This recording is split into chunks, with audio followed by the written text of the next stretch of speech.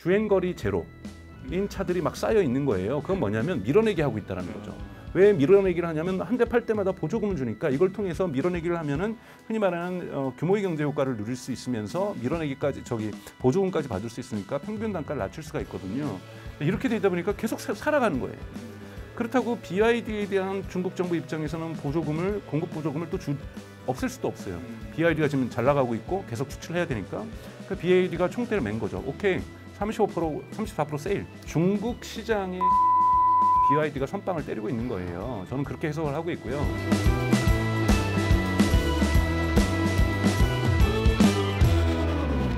중국 전기차 시장을 한번 넘어가 볼게요. 지금 워낙 지금 출하율 경쟁이 크잖아요. 그래서 정부도 좀 나서서 그만해라 라고 할 정도로 지금 뭐 중국 전기차 시장에 대한 뜨거운 관심들을 갖고 있습니다. 그래서 이거 어떻게 될까요?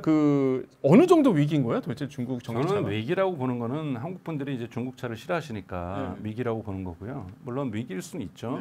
저는 이거는 중국 정부와 BYD가 짜고 치는 고스톱이라고 생각해요. 아, 그래요? 네. 우선은 중국 정부는 여러분 아시겠지만 전기차를 키울 때 2천여 개의 중국의 전기차 스타트업들이 있었고 지금 196개로 정리가 됐습니다. 근데 이 196개도 지나치게 많고요. 시장 점유율 1%도 안 되는 자동차 기업이 100여 개가 돼요. 그러면 중국 정부 업체에서는 이걸 다 정리하고 싶은 거죠. 중국 정부는 이것을 15개로 정리하고 싶어요. 15개로 정리하려면 대부분이 날아가야 되는데 지금 중국 정부의 이런 강력한 공산당 정부의 드라이브에도 정리가 안 되는 이유는 각각의 우리 식으로 하면 이제 광역단체 여기서 성에서 또 관할을 하거든요. 근데 죽더라도 저쪽 성에 있는 애들 죽이고 그러니까 성끼리 경쟁을 하면서 보조 경쟁을 해주고 있는 겁니다. 그러니까 이러한 지금 시장에서의 버티기 경쟁이 들어가고 있는 거고 중국은 전기차 시장을 확산함에 있어서 초기에는 이제 흔히 말하는 소비자 지원을 해줬었지만 지금 소비자 지원보다는 물론 또 이관신이라는 게 있어가지고 또 소비자 지원이 조금 살아났지만 내수 경기를 진작하기 위해서 근본적으로는 공급자 지원 정책이죠. 그래서 차량이 판매될 때마다 지원금을 줍니다. 공급자에게. 그리고 큰 공장 설비를 만든다든지 이럴 때 또 보조금 들어가는 거고요. 자, 큰 공장 설비를 만들 때 은행 대출에 저이자 대출이라든지 무이자 대출 이런 거는 한국 정부도 많이 하고 사실 세계 정부가 많이 하는 거니까 그건 논외로 하더라도 하나 팔 때마다 얼마씩 줘요. 그러니까 뭐가 나옵니까? 주행거리 제로인 차들이 막 쌓여 있는 거예요. 그건 뭐냐면 밀어내기 하고 있다는 거죠. 왜 밀어내기를 하냐면 한 대 팔 때마다 보조금을 주니까 이걸 통해서 밀어내기를 하면은 흔히 말하는 규모의 경제 효과를 누릴 수 있으면서 밀어내기까지 보조금까지 받을 수 있으니까 평균 단가를 낮출 수가 있거든요. 이렇게 되다 보니까 계속 살아가는 거예요.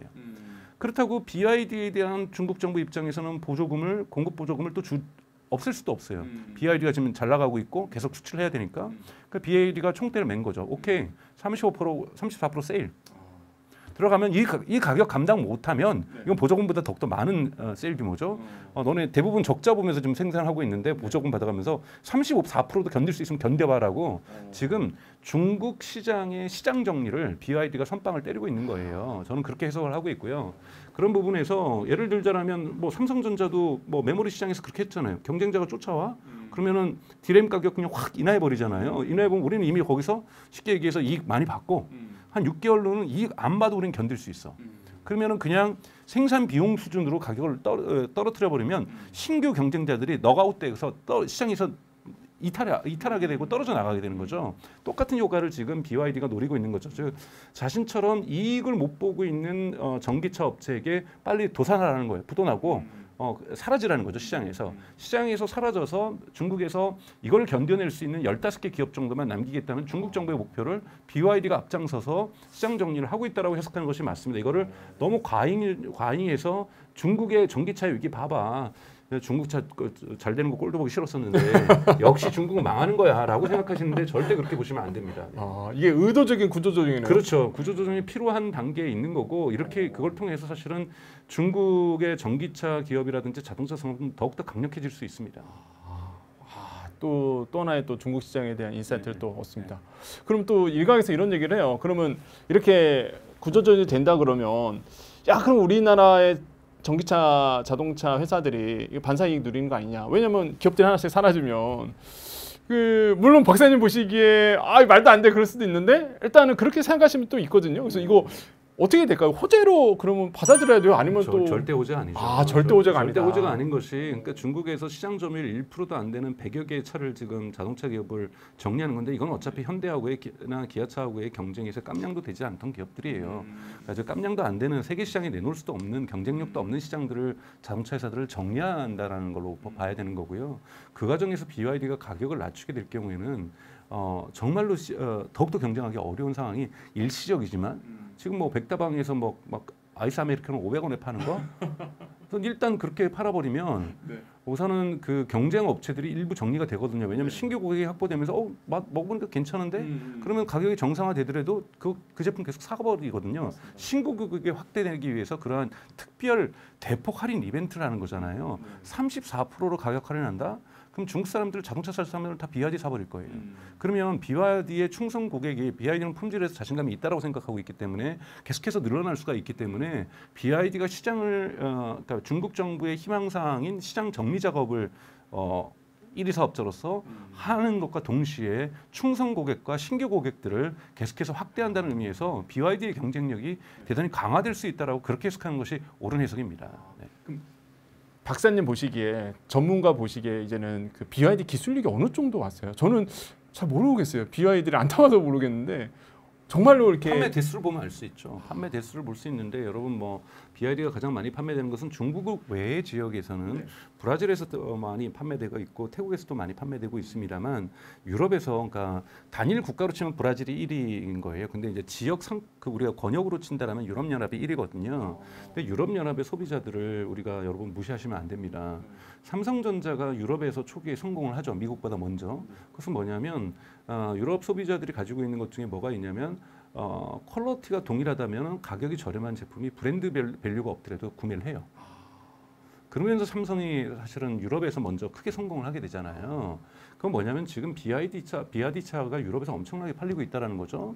그건 뭐냐? BYD의 품질에 대한 신뢰도를 가지고 있다는 거고 근데 가격까지 저렴하니까 사는 거잖아요. 그러니까 BYD는 2023년의 BYD의 퀄리티와 2024년의 BYD의 퀄리티와 2025년의 BYD의 품질이 다르다고 얘기를 하고 있어요. 그 정도로 대단히 빠른 속도로 전기차 기술력들이 좋아지고 있기 때문에 BYD를 언더에스티메이션, 그러니까 저평가하는 것은 잘못된 태도입니다. 이건 분명히 시장에서 지금 입증되고 있고요.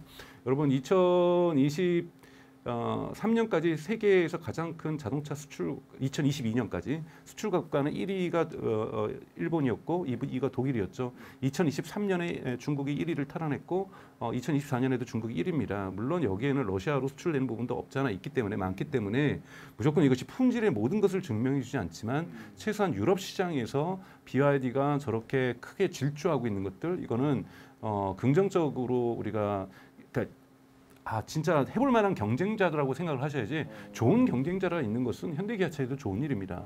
더 우리가 각성할 수 있고 더욱더 단련될 수 있기 때문에 시장의 경쟁을 나쁘게 보실 필요가 없고 자꾸 중국 메이드 인 차이나라는 이러한 고정적인 과거 이미지 메이드 인 코리아 과거에 좋지 않았어요. 근데 지금은 대단히 좋은 품질을 의미하고 있잖아요. 이러한 그 역사를 우리가 보시면서 판단하실 필요가 있다고 보고 있습니다. 마지막 질문입니다. 그럼 현대 기아차 앞으로 어떻게 나아가야 될까요? 뭐 투자하신 분 굉장히 많잖아요. 네, 뭐 현대 기아차도 사실은 투자를 많이 하고 있고 사실은 전기차가 엄청나게 팔리고 있음에도 불구하고 이 위기라고 자꾸 경영 내부적으로 선언을 하죠. 뭐 그래서 뭐 현대 다니시는 분들 만나보면 현대차 다니시는 분 만나보면 에브리데이 홀리데이 위기다. 뭐 너무 얘기해서 이제 지겹다. 뭐 이러신 분들도 없잖아 있으신데. 예, 근데 이 사실은 지금 여러분 얼마나 AI가 없는 즉 자율주행이 없는 EV가 오래 갈 거라고 보십니까? 그러니까 즉 자율주행이 안 되는 EV 시장은 2, 3년 안에 대단히 빠른 속도로 축소될 가능성이 있습니다. 그러니까 여러분들도 스스로 자율주행이 되는 차와 안 되는 차 그리고 가장 좋게는 테슬라를 우리가 긍정적으로 평가하는 이유가 뭡니까? 돈을 벌어오는 차가 되는 거잖아요. 심지어 자율주행뿐만이 아니라 정말 제가 보기엔 2, 3년 안에는 불가능합니다. 한 3년 정도 지나면 그것이 허가가 나와야 돼요. 이건 정부 규제가 있는 거고 그럼 택시업은 완전히 사라지는 거거든요. 그렇기 때문에 그런 날이 바로 올 거라고 기대하시면 절대 안 됩니다. 기술이 수준이 돼도 그런 날은 사회적 합의가 없으면 이루어지지 않을 거예요. 그런데 여러분 어느 날 내 차가 돈을 벌어올 수 있다? 그러니까 이게 대여해 준다는 개념인 거죠? 그렇죠. 제가 출근하고 나서 출근하거나 퇴근하기 전까지 돈 벌어와 택시. 이게 이제 에어비앤비 모델이라고 일론 머스크가 얘기를 하는 거잖아요. 이거 한 3, 4년은 걸릴 거예요. 이 관련된 규제가. 그러면 차는 원래는 뭡니까? 감가상각이 매년 되잖아요. 여러분들이 아무리 애중이 소중히 하면서 막 맨날 광 내고 막 그 기스 하나도 안 내게 진짜 막 실내 주차 하시면서 비 오는 날은 끌고 나가지도 않고 그렇게 해도 1년이 지나면 감가상각이 크게 되죠. 즉 자동차라는 자산은 끊임없이 매년 필연적으로 감가상각되는 자산이에요. 그런데 자동차라는 것이 돈을 벌어올 수 있다고 한다면 시간이 지날수록 밸류가 떨어지지 않습니다. 그러면 여러분 어떤 선택을 하시겠어요? 저 자율주행 되는 EV요. 네, 그거는 당연한 거예요. 그래서 자율주행 되는 EV가 언제쯤 규제적인 부분에서 기술적인 부분에서 보편화가 되는가에 따라서 여기에 합류할 수 있는 자동차와 아닌 자동차 회사는 분명하게 운명이 갈릴 겁니다.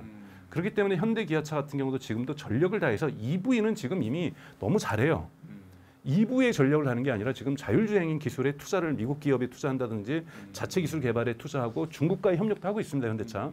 이 세 가지 트랙을 다 하고 있는 거거든요. 미국 자율주행 기업에 투자, 자체 기술력 발전시키는데 그리고 중국과의 협력. 이것을 지금 현대기아차가 세 가지를 동시에 진행하고 있다는 거고 이 부분에 대한 속도를 빨리 내야 되고 이것이 지금 R&D 단에서 진행되는 것을 언제쯤 상용화에 대한 타임라인을 아직 현대는 밝히고 있지는 못해요. 현대가 기아차가 빨리 해야 될 것은 자율주행에 대한 타임라인을 밝혀야 되는 겁니다. 지금 웨이모는 이미 하고 있고 테슬라는 진짜 올해 6월부터는 타임라인을 밝힌 거잖아요. 그럼 언제쯤 타임라인이 나오느냐는 거예요. 언제쯤 우리는 리아우터는 그렇게 된다면서요. 올해 뭐 가을부터는 내가 있는 곳 사진 찍어 보내면 걔가 인식해가지고 어머 여기 서초동이네. 그러면서 걔가 데리러 오는 거잖아요. 데리러 오는 거예요 저를. 그런 서비스는 중국에서 이미 판매가 되고 있는 겁니다, 여러분. 네? 그러니까 현대기아차에게 시간이 많이 남지 않았다는 말씀을 좀 드리고 싶습니다.